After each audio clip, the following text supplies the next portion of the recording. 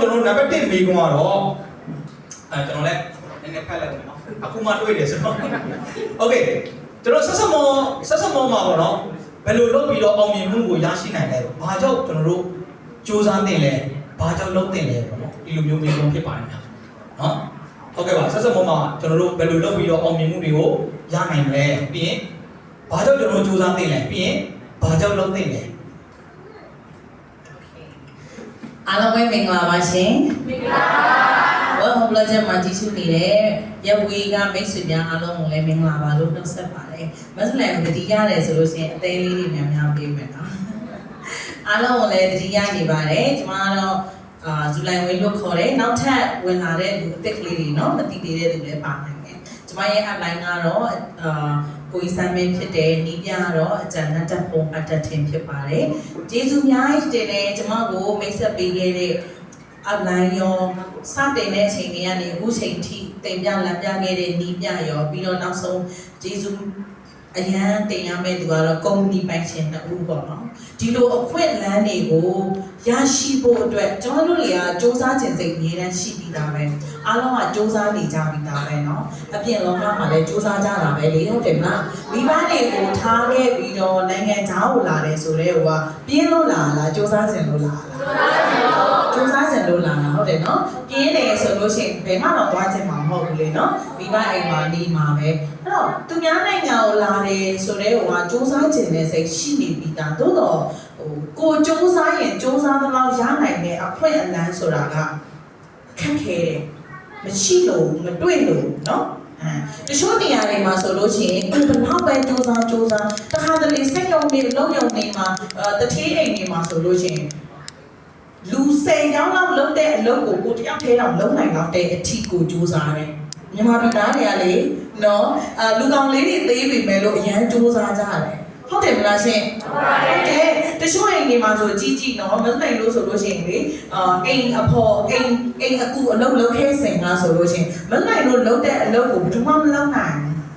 တလားဆိုရင်တယောက်ထွက်ပြီတလားဆိုတယောက်ထွက်ပြီနော်ကိုပဲကြံတယ်ရှင်းနေတီတီတသေးအိမ်မှာကိုပဲကြံတယ်ကြံတဲ့သူဝင်လာသမျှနောက်အစ်စ်ကထွက်တာပဲနှစ်ယောက်စာကိုတယောက်ထဲလုပ်ရတယ်နော်ဒါပေမဲ့အဲ့ဒီသူတယောက်စာသူလည်းမလုပ်နိုင်ကိုနဲ့ရှိတဲ့မှာသူမလုပ်နိုင်ကိုပဲလုပ်နိုင်ပြီးတော့ကြံတယ်မနိုင်တဲ့တူတဲ့သူတွေရှိလားရှိပါတယ်။အိုးတချို့ဆိုလို့ရှိရင်နော်စိတ်ရောလုပ်တွေမှာဆိုလို့ရှိရင်ဝနာတွေတော့မှအကုန်လုံးမသိဘူးကိုအကုန်သိတယ်နော်ကိုအကုန်လုံးလုပ်နိုင်တယ်အလေးအပင်တွေဆိုလို့ရှိရင်လူကောင်လေးတွေကြီးလိုက်လို့ဆိုသေးသေးလေးတွေနဲ့မြန်မာပြည်သားတွေဆိုလို့ရှိရင်အိုးရေခဲတုတ်တွေထမ်းတာတို့နော်ဂက်အိုးတွေကိုမတာတို့နော်ပြီးလို့ရှိရင်ဟိုတိုက်အမြင့်ကြီးတွေကနေပြီးတော့မှနော်အလုံးလုံးတာတို့ဆိုလို့ရှိရင်လုံးဝမထင်ထားရဘူးနော်အသက်ဆိုလို့ရှိရင်18 19 20ဒီအရွယ်တွေကအစလုံးလုံးကြတာအဲ့လိုမျိုးတွေစူးစမ်းခဲ့တာတော့မှကျွန်တော်တို့လိုချင်တဲ့ကိုလိုတဲ့ဝင်ငွေတွေကိုပိုင်ဆိုင်ခဲ့ကြတယ်ပိုင်ဆိုင်ခဲ့ကြအောင်เนาะအဲ့တော့ success small company ပိုင်ရှင်ကိုဘာကြောင့်ကျေးဇူးတင်ရလဲဆိုရင်ကျွန်တော်တို့ရဲ့အရေးချင်းကိုအစွမ်းကုန်ထုတ်သုံးခွင့်ပေးတာကျွန်တော်တို့ဘယ်လောက်ထိစူးစမ်းကြလဲဆောဆောကကျွန်မပြောသလိုမျိုးကျွန်မအိမ်ကူလုံးခဲ့တဲ့အချိန်မှာကျွန်မနေရာမှာတခြားလူကိုမနေနိုင်တော့တဲ့အထိသူတို့ထွက်သွားတယ် success small မှာလည်းမဟုတ်လားအဲ့ဒီလိုမျိုးကိုနဲ့အတူတူလုံးခဲ့တဲ့သူတွေရှိလဲပဲမစနိုင်ကဒီနေရာမှာသူများမလုပ်နိုင်လဲငါလုပ်နိုင်တယ်အိမ်ဖော်လောက်တာမှသူများမလုပ်နိုင်ကိုလုပ်နိုင်သေးတာလေနော်အဲ့တော့ဒီနေရာမှာသူများမလုပ်နိုင်လဲငါလုပ်နိုင်တယ်ဆိုပြီးတော့ငါရည်ချင်းငါစူးစမ်းရင်တော့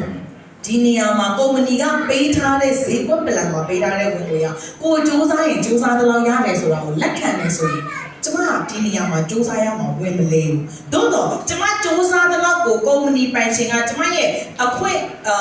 စူးစမ်း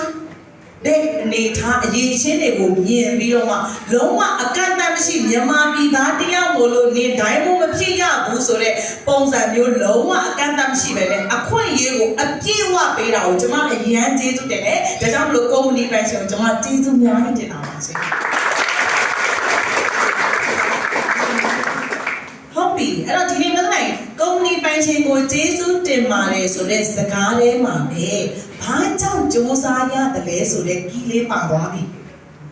ရိပ်ပြီးကြပါရှင်ရိပ်ပြီးပါတယ်အဲ့ဘာကြောင့်စူးစမ်းရလဲကျမတို့လိုချင်တဲ့အရာကဒါပဲလေဒီအရာကိုမစနိုင်တယော က်တည်းလိုချင်တာလားဒီကပရိသတ်ကြီးကိုလိုချင်တာလားအဲ့တော့ကိုချဖွေးနေတာဒီအခွင့်လာပဲမဟုတ်ဘူးလားဒီလိုအခွင့်ရေးမျိုးပဲမဟုတ်ဘူးလားဒါမှမဟုတ်ကိုစူးစမ်းတဲ့လောက်ကိုသူများက300ပဲပေးမယ်900ပဲပေးမယ်နေ့မှနေကြိုက်တဲ့လောက်လှုပ်ဆိုပြီးတော့မှအကန့်အသတ်နဲ့ပေးတာမျိုးလိုချင်တာလား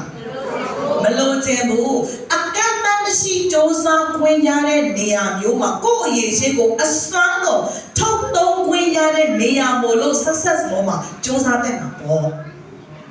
ဟုတ်လားရှင်ဟုတ်ပါတယ်ကျင်းနဲ့လားဒီမိခွန်းလေးကိုလေဒီမိခွန်းလေးကိုဖြေပြတာကျင်းနဲ့လားရှင်